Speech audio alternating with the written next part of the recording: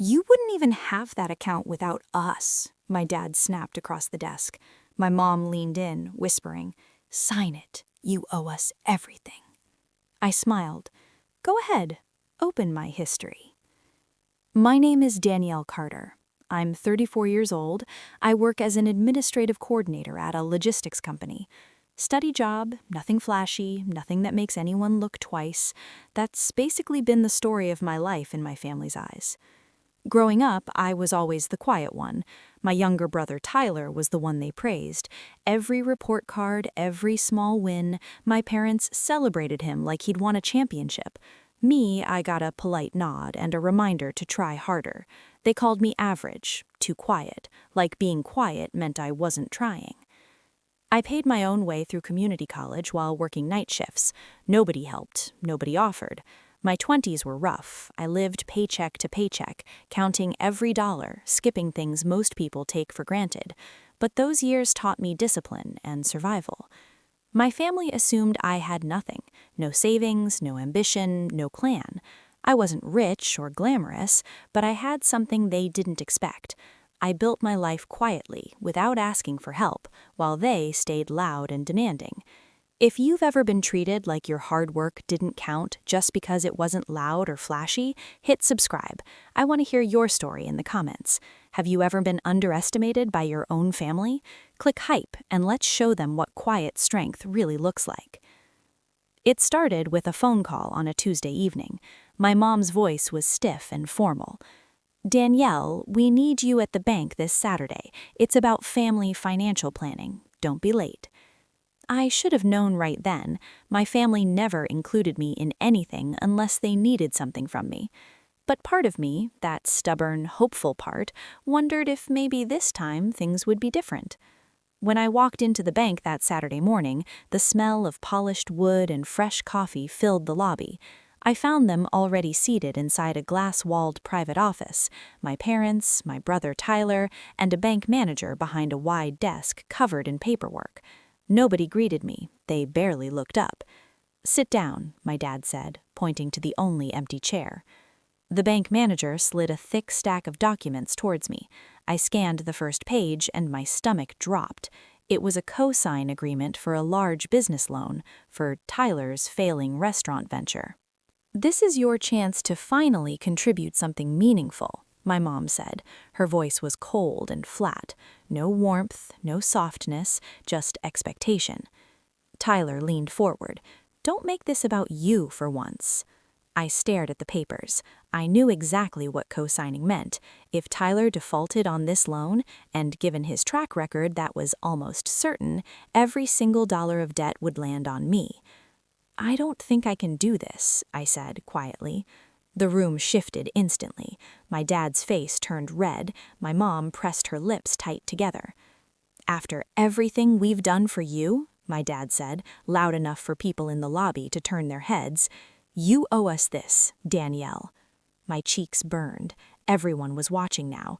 My parents didn't care. They wanted me embarrassed enough to just sign. I shook my head. No. That's when my mom turned to the bank manager with a sharp smile.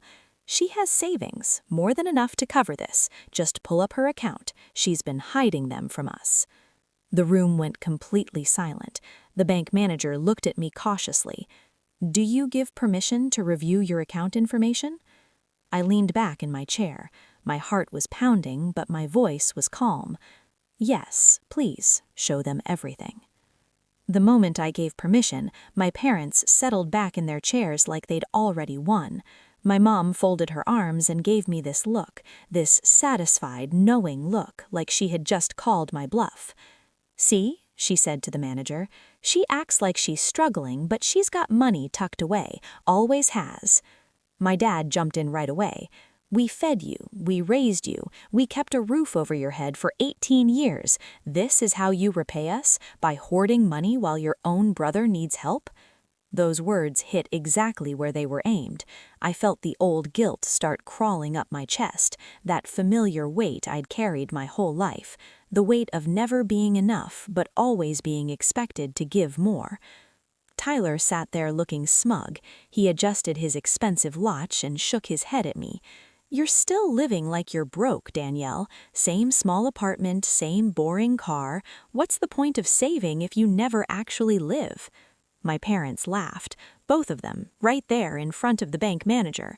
"She's always been like that," my mom said, waving her hand dismissively.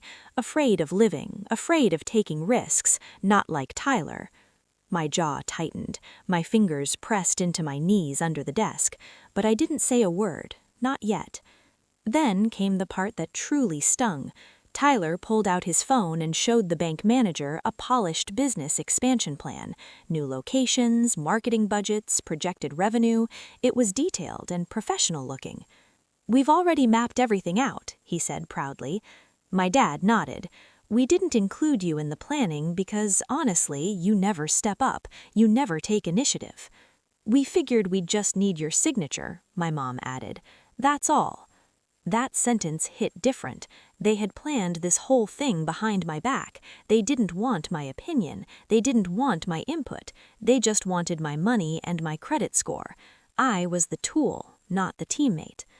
Something shifted inside me right then. I thought about all the late nights sitting at my kitchen table with a calculator and a spreadsheet. I remembered skipping meals so I could put an extra $50 into savings.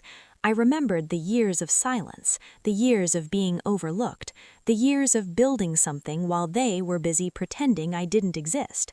This wasn't about family. It had never been about family. This was about control. I unclenched my hands, I sat up straighter, and when I finally spoke, my voice was low and perfectly clear. "You really think you know everything about me?" Nobody answered. The room went dead quiet, and the bank manager slowly turned back to his computer screen. What they didn't know was that I'd been building something for years. It started when I was 25, sitting alone in my apartment with overdue bills spread across the kitchen counter. I was tired of barely surviving, so I walked to the public library and checked out every finance book I could carry. Budgeting, investing, compound interest, index funds, I read them all. My family mocked me for it whenever they noticed.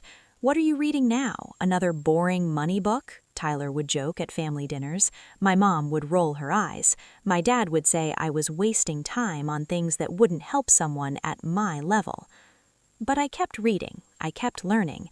Every night after work, when the apartment was quiet and the only sound was the steady hum of the refrigerator, I would study charts and research stocks. I opened a brokerage account with $200 and started investing small amounts each month. I wasn't reckless, I was patient. I picked solid, long-term investments, and I never panicked when the market dipped. I didn't just save money, I made it work for me. And I kept every single detail private. I never talked about my finances at family gatherings. I always declined when my parents pitched their investment ideas. I drove the same car, I wore the same clothes, I stayed invisible on purpose. I had a plan they never saw coming, and now, sitting in that bank office, I was finally ready to let it speak for itself. I didn't figure everything out alone, though. Early in my career, I met a man named Gerald, a senior finance director at my company. He was in his 60s, quiet, sharp, and he noticed something in me that nobody in my family ever had: curiosity. He started teaching me the basics over lunch breaks: how to read a balance sheet, how to evaluate risk, how to think long-term when everyone around you is chasing quick rewards. One afternoon over coffee in the break room, he told me something I never forgot. "Not everyone deserves access to your growth, Danielle. Keep your progress quiet. Let the results speak when the time is right." I took that advice and I held it close. I stopped trying to prove anything to my family. I just kept building in silence. Now, back in that bank office, the bank manager was pulling up my accounts. My parents were still brimming with confidence, smug even. "She probably has a few thousand saved up," my dad said, crossing his arms. Tyler was already talking about how he'd spend the loan money, describing the new restaurant location he had picked out, the staff he planned to hire. He spoke like the money was already his. I sat there quietly, almost detached. My hands rested flat on my lap, and I watched the bank manager's face as he scrolled through my account information. His expression changed. It was subtle at first, a slight pause in his scrolling, then his eyebrows lifted just a fraction. He blinked, he scrolled down further, then he stopped completely and looked at me, really looked at me for the first time since this meeting began. My parents noticed the shift. My mom leaned forward in her seat. What? What is it? The silence stretched longer than anyone expected. I could hear the faint hum of the air conditioning overhead and the distant sound of phones ringing somewhere in the lobby. I thought to myself, this is the moment everything changes. The bank manager cleared his throat. He adjusted his glasses and turned slightly toward my parents. There seems to be a misunderstanding here, he said carefully. My dad frowned. What do you mean? Just show us the balance. The manager glanced at me one more time. I gave him a small nod. He turned his screen slightly and began reading from the account summary. Your daughter has consistently maintained a six-figure balance across her primary savings and checking accounts. The room went dead silent. My mom's mouth fell open. My dad blanked like someone had just spoken to him in a foreign language. The manager wasn't finished. In addition, she holds multiple investment accounts, all solely under her name, a diversified portfolio including index funds, bonds, and dividend-paying stocks. The combined value is well above what would be required for this type of loan. Tyler cut in immediately. That's not possible. There's no way. The manager looked at him with calm professionalism.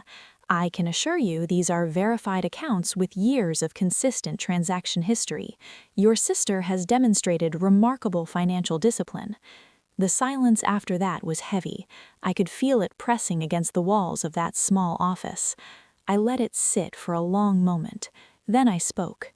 You told me I owed you everything. You said I never contributed anything meaningful.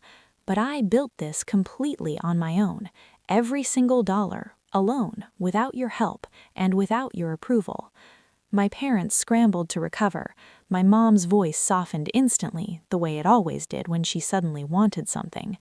Well, sweetheart, then it makes even more sense for you to help your brother. You clearly have the means now.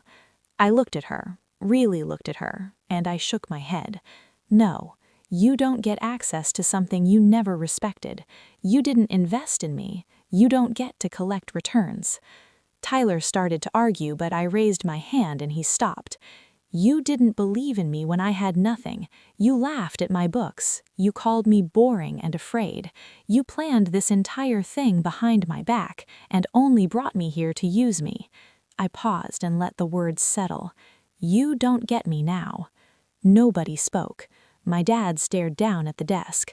My mom studied the floor. Tyler's smug expression had completely dissolved into something small and hollow. The power in that room had shifted, and every single person sitting there could feel it. I stood up, collected my bag, and walked out of that bank without signing a single document. My parents called that evening. Their tone was completely different. Soft, careful, almost desperate. My mom kept saying, "Let's talk about this, honey. We can work something out." Words she had never once used before when I wasn't useful to her. I didn't engage the same way anymore. I was polite, I was brief, and I was absolutely firm. I told them I would not be involved in any financial arrangement with the family. No co-signing, no loans, no guilt-driven transfers. Those were my boundaries and they were not up for discussion. Tyler's restaurant expansion fell apart within a month without the funding he needed. He blamed me, of course. Some things never change. But I kept going. I kept investing. I kept growing. I earned a promotion at work and started mentoring younger employees the way Gerald had once mentored me. I stopped trying to prove my worth to people who had already decided it didn't exist. Sometimes the strongest thing you can do is let them see exactly what they lost access to. If your family ever tried to pressure you financially or acted entitled to what you've built, you know exactly how this feels. Share your story in the comments. I genuinely want to hear it. Subscribe if you believe your hard work belongs to you, not to anyone who dismissed you along the way.